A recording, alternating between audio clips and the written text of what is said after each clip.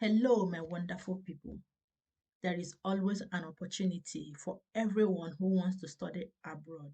All you need to do is to talk to the right person, get the right information, and you are good to go. In today's video, I'm going to share an opportunity to study in Australia on a fully funded scholarship worth over $33,000 per year, which covers your full tuition fees, living allowance, flight ticket to Australia, and even establishment allowance worth over $1,400. In this video, I will cover the eligibility criteria and how to apply to this scholarship. If this sounds interesting to you, kindly hit the like button, subscribe, and turn on the notification bell so that you get notified each time I post video. I post video on regular basis on how to apply for international scholarships, undergraduate and postgraduate studies abroad. So guys, let's get started.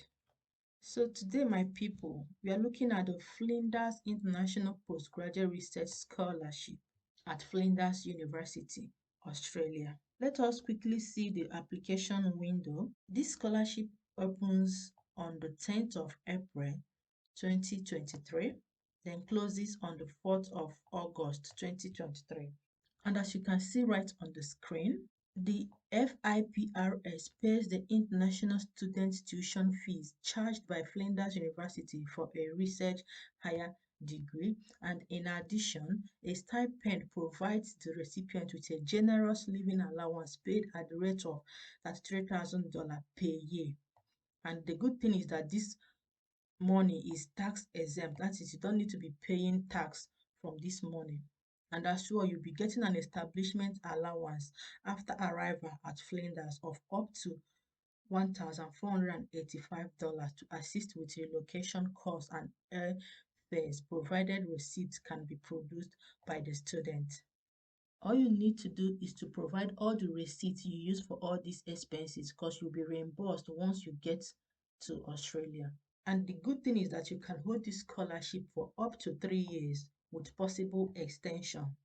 And all international students are eligible for this scholarship.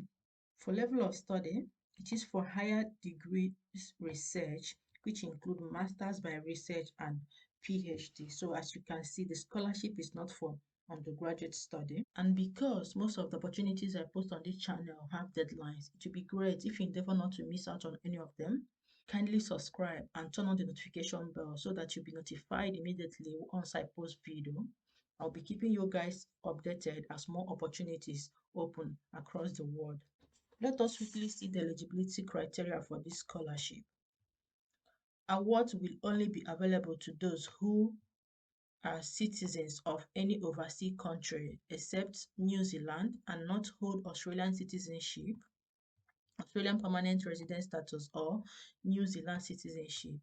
Intend to commence full-time study for a higher degree by research in Australia for the first time. So this means that this scholarship does not fund taught masters. In case you don't know the difference between research-based masters and taught masters, for research-based masters, you are coming in with a research topic. And though you will be taking classes, but you will be majorly assessed on the research that you do. And for taught masters, you will go to classes, take a lot of courses, and you will take exams based on the classes you attended.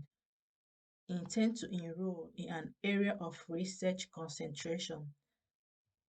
These are areas in which the university has particular strength, has concentrated its research resources, and has attracted external funding. Satisfy all entry requirements for a higher degree by research, including the English proficiency levels in accordance with the English language proficiency requirement. And right here, this is the link to check the English language requirement. And the good news is that if your first language is English or your previous undergraduate degree was taught in English language, you are exempted from submitting IELTS or TOEFL. So now let us talk about the most important part of this video, which is how to apply for this scholarship.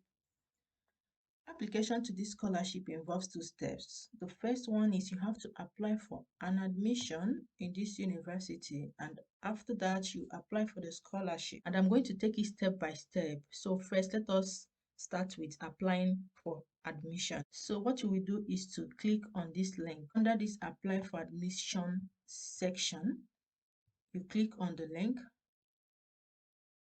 which takes you to this page. And right on this page, you can see the different steps to apply for admission in this university.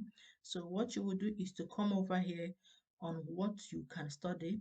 You click on it, which takes you to another page where you can narrow down your search to the particular program you want to apply for. So over here, clicking on this will bring out all the available PhD and master's programs in this university. So you can as well type in the particular course you want to go for. And next is to click on any of them that aligns with your interest, and it will take you to the course page. Another way to see the courses is when you come down to this same page, under this higher degree by research courses, you can see the section for PhD, and for masters, you come over here and click on masters by research.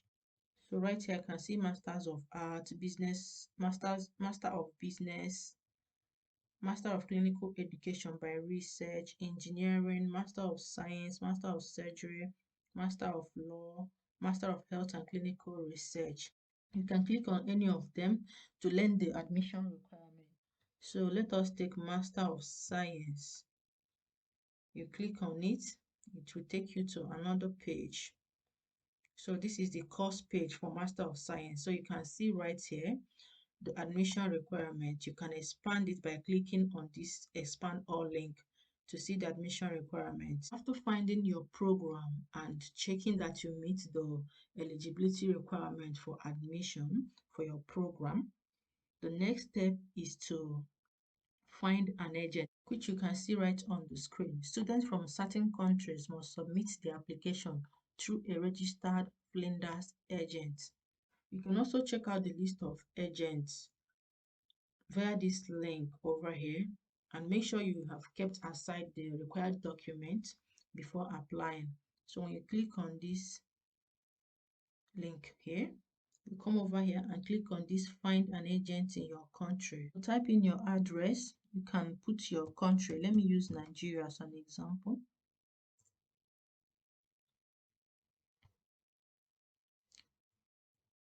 So down here you can see the list of agents and their location in Nigeria.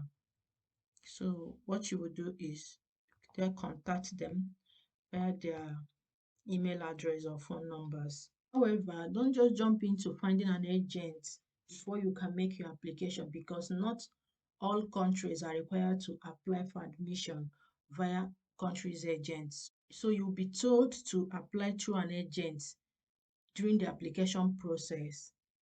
So you have to begin your application to be sure that you are not required to apply through an agent, which you can do through this link. Click on the apply now.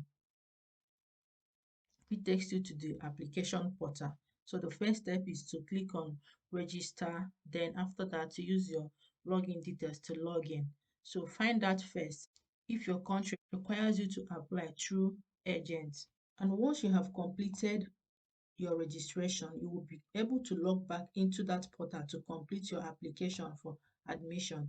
And the Flinders student ID is created within 1 hour after registration has been submitted. And you need to keep this number because you'll be using it for the scholarship application. Let us now see the second step for applying to this scholarship. So right here, you need to activate your account using the student ID from your registration and your date of birth provided at the time of registration. Let me also mention that before you can apply for this scholarship, you have to first of all find a supervisor who will agree to supervise your study, and you can do that via this link here. Under research supervisor, you must make contact with an academic staff member. So let us see how to find a supervisor. If you had watched my previous video on University of Queensland, I've already explained how to write code emails to supervisor and the necessary documents you need to attach in the email. Then you come over to this find a supervisor, you click on it, then scroll down. Under this find a supervisor section as well, you type in the area of interest you want to go for. So let's say you're interested in business. It will then bring out the list of supervisors in this study area. So if you click on any of them, you will see their areas of specialization. So let's take, for instance, Professor Mark Hasse. You click on it, then you can read through to know if his area of interest align with yours. And it is recommended that you go through his previous publications or projects and at least make references to one or two publications. So let us assume that you have applied for admission and you have your student ID. So you will then come over here to apply for this scholarship by clicking on this link here, and make sure to do that before the deadline, which I have stated before. And when you come to this page, under what information do you have, you click on student ID, because that's the information you have. You put the student ID, then your date of birth, click on activate. And after that, once you have activated your account, you will receive a Flinders authentication name.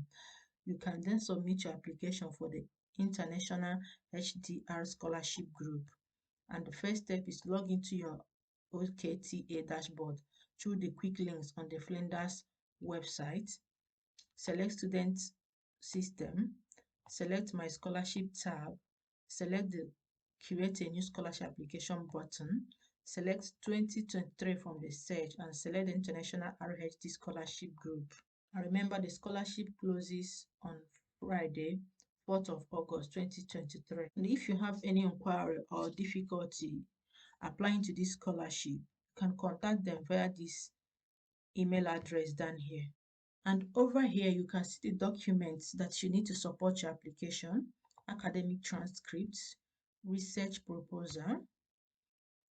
You must include a research proposal of approximately 500 words in length, outlining the problem, hypothesis or question, and the methodology or approach, academic referee reports, an academic CV. So for the format, as you can see right on the screen, please name all documents with your family name and document name. So what you will do is you write your surname, then underscore the name of that document. So if it is CV, you write CV underscore transcript, and so on. So guys, that is it for University of Flinders. And if this scholarship did not meet what you are looking for, I have other fully funded scholarships on my channel that their deadlines have not yet exceeded. Like this one in Canada is a fully funded scholarship for masters that covers your full tuition fees and a monthly stipend of about 2,000 Canadian dollars. And other ones in USA, Germany, and Australia. So do well to explore my page to dig out the one that suits you. Thank you for watching. Thank you for subscribing to my channel. Bye for today.